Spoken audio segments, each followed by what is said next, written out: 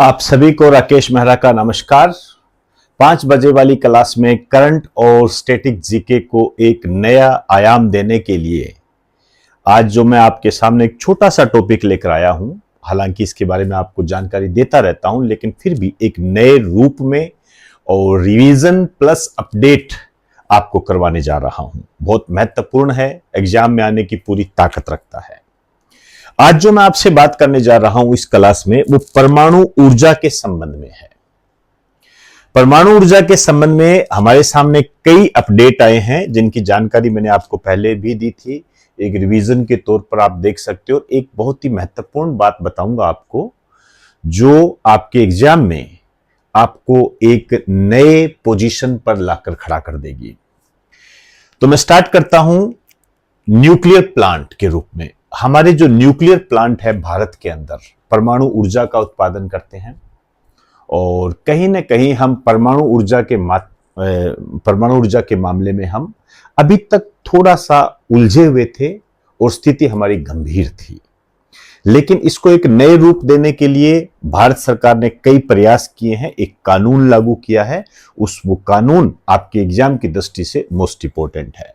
जैसे भारत का पहला प्राइवेट न्यूक्लियर प्लांट, ये अपने आप में मैं आपको यही बता देता हूं, मोस्ट इंपोर्टेंट है, ध्यान रखें, मोस्ट इंपोर्टेंट। ये रीवा में स्थापित किया गया है। रीवा एक स्थान है मध्य प्रदेश के अंदर, ध्यान रखें। और प्राइवेट है, मतलब प्राइवेट सेक्टर करेगा, गवर्नमेंट नहीं है, तो टाटा एनर्जी के द्वारा।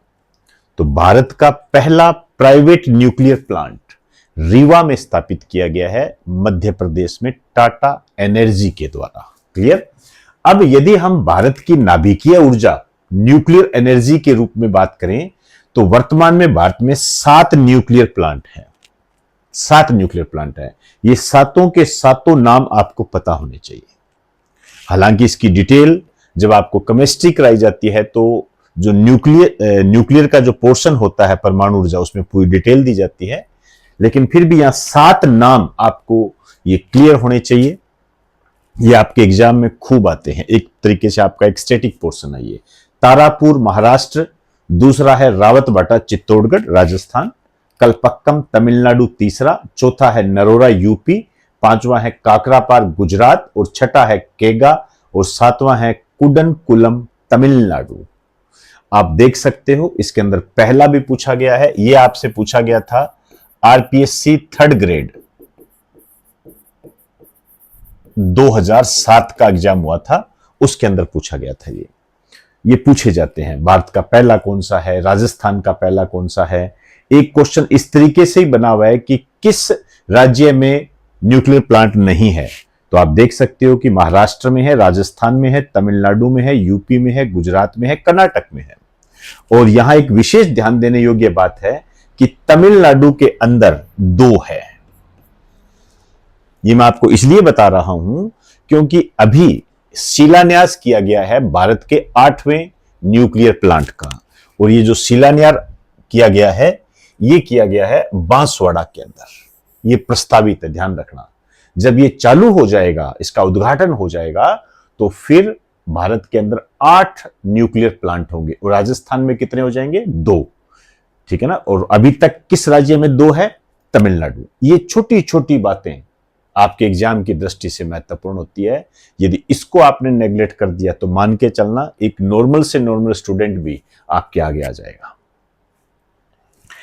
आइए, अब यदि मैं परमाणु ऊर्जा क्षमता की बात करूं, तो ये आंकड़े आपको रटने हैं इसको। 2025 तक क्षमता कितनी है, क्योंकि हम 2026 की तो आज बात नहीं कर सकते, 2026 की तो 27 में बात होगी।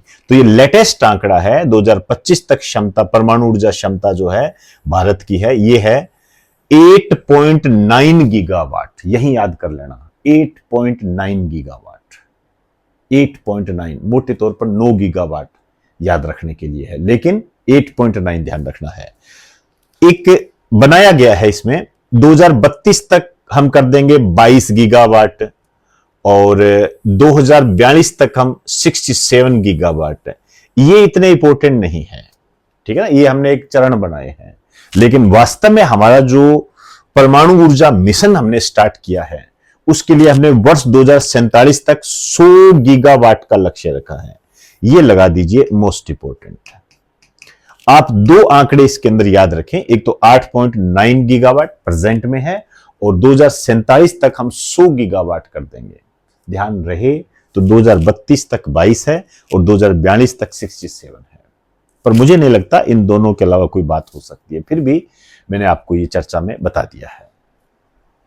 अब देखिए, हम इस लक्ष्य को प्राप्त करने के लिए हमें प्राइवेट सेक्टर का सहारा लेना पड़ेगा, इसके बगैर काम नहीं चलेगा। तो प्राइवेट सेक्टर का सहारा लेने के लिए हमने 2025 में एक कानून लागू किया है। उस कानून का नाम है शांति कानून। आपके एग्जाम में आएगा, शांति कानून का संबंध किससे है, इस तरीके से आएगा, शांति कानून का संबंध। ये 2025 में लागू हो गया है। सस्टेनेबल हार्नेसिंग, पूरा एस, ये देखो H, harnessing and advancement of nuclear energy for transforming India, पूरा नाम है इसका।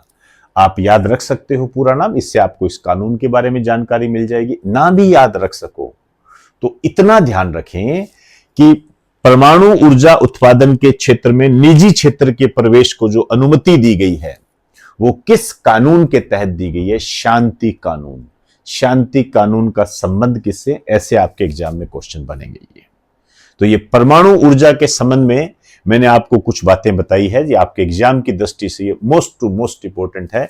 इसको आप बिल्कुल भी नजरअंदाज ना करें, बिल्कुल भी नजरअंदाज ना करें, और आपके एग्जाम में आने की पूरी ताकत रखता है।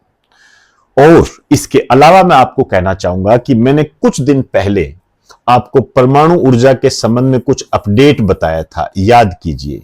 मैंने आपको कहा था 700 मेगावाट इकाई वाला, याद कीजिए, मैंने कुछ बातें बताई थी। मैं यहां से उम्मीद करता हूं, क्योंकि मैंने ज्यादा समय नहीं हुआ है, इसलिए आप वहां से इसे जरूर अपडेट कर लें, वो आपके एग्जाम में जरूर आएगा। याद कीजिए, मैंने आपको यह बताया था कि परमाणु ऊर्जा के उत्पादन के लिए जो ईंधन का इस्तेमाल करते हैं हम, यूरेनियम है, इसके अलावा जो प्लूटोनियम है, ये ईंधन को है हम रिफॉर्म कर सकते हैं, वापस बना सकते हैं।